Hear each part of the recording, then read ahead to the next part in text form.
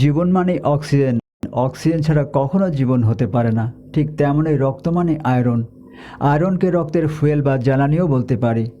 রক্তে যখন আয়রন কমে যায় তখন আমরা একে রক্ত শূন্যতা বা অ্যানিমিয়া বলে থাকি। সুতরাং আয়রন কমে যাওয়া মানে আমাদের জীবন নামক আলোটাও কমে যাওয়া। অর্থাৎ রক্তে আয়রন আমাদের জীবনের জন্য অপরিহার্য একটি অংশ। তাই এমন সব খাবার আমাদের খেতে হবে যাতে আমাদের দেহ পর্যাপ্ত আয়রন পেতে পারে। আসসালামু আলাইকুম ওরহমতুল্লাহ।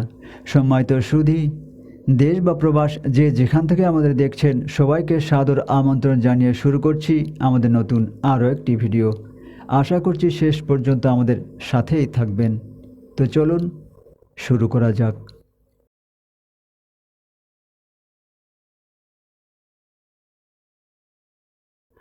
রক্ত ছাড়া আমাদের জীবন অচল, আবার আয়রন ছাড়া রক্ত ভারসাম্যহীন। সুতরাং আয়রন সমৃদ্ধ খাবার আমাদের স্বাস্থ্যের জন্য অপরিহার্য। তো আজকে আমরা এমন সব খাবার নিয়ে আলাপ করব যেগুলো খেলে আপনি অনায়াসে সেই সব খাবার থেকে আয়রন পেতে পারেন। 1. কলা।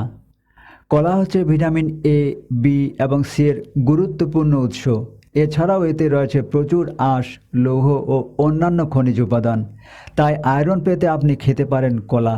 কলা আপনি পাকা বা কাঁচা দু অবস্থায় খেতে পারেন।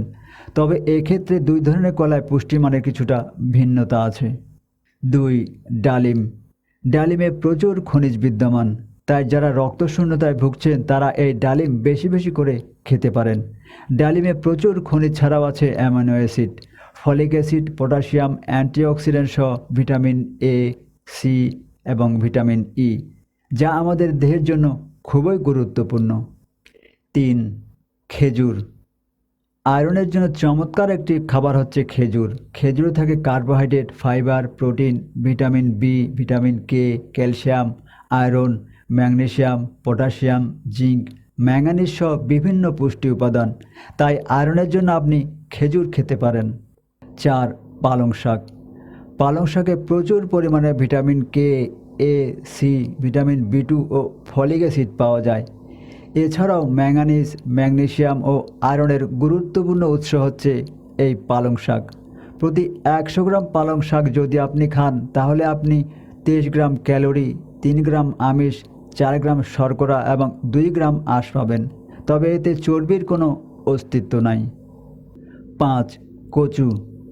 কচু শাক আমাদের দৃষ্টিশক্তি ভালো রাখার পাশাপাশি মানুষের শরীরের প্রয়োজনীয় আয়রনের যোগান দিতে পারে। কচু শাকে আছে প্রচুর পরিমাণ ভিটামিন এ, বি এবং সি। ক্যালসিয়াম, আয়রন ও অন্যান্য পুষ্টি উপাদানও থাকে এই কচুতে। কচু শাক আমাদের নানান রোগ সারাতে সহজলভ্য এবং কার্যকরী একটি খাবার। 6. মুরগির মাংস। মুরগির মাংস হচ্ছে প্রথম শ্রেণীর প্রোটিনের চমৎকার একটি উৎস। প্রতি 100 গ্রাম চামড়া ছাড়া মুরগির বুকের মাংসে 22.3 গ্রামের মতো প্রোটিন পাওয়া যায়। প্রথম সারির আমিষ হওয়ার কারণে এই মুরগির মাংসে সবকটি গুরুত্বপূর্ণ অ্যামাইনো অ্যাসিড পাওয়া যায়। এজন্য এটি আয়রনের চমৎকার একটি সোর্স। 7. কলিজা। কলিজা আমাদের দেহে রক্তে আয়রনের মাত্রা বাড়ায়। গরু, ছাগল, মুরগি এই 3 ধরনের প্রাণীর কলিজাতেই পর্যাপ্ত আয়রন পাওয়া যায়। তবে একটু কিন্তু আছে। যারা অ্যালার্জি বা চুলকানির সমস্যা আছেন তারা গরুর কলিজার পরিবর্তে মুরগি বা খাসির কলিজা খেতে পারেন। 8. আপেল। আপেল আয়রনের চমৎকার একটি উৎস।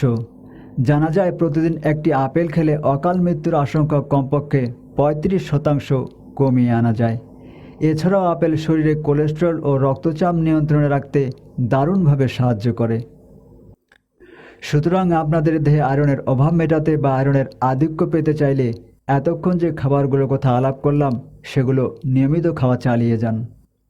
তো আজ এ পর্যন্তই, কথা হবে পরে কোনো এপিসোডে। আশা করছি আজকের ভিডিওটি আপনাদের ভালো লেগেছে। যদি ভালো লেগে থাকে তাহলে একটা লাইক দিয়ে শেয়ার করে সবাইকে শোনার সুযোগ করে দিবেন। আল্লাহ সকল অবস্থায় আমাদের সহায় হোক। আমিন।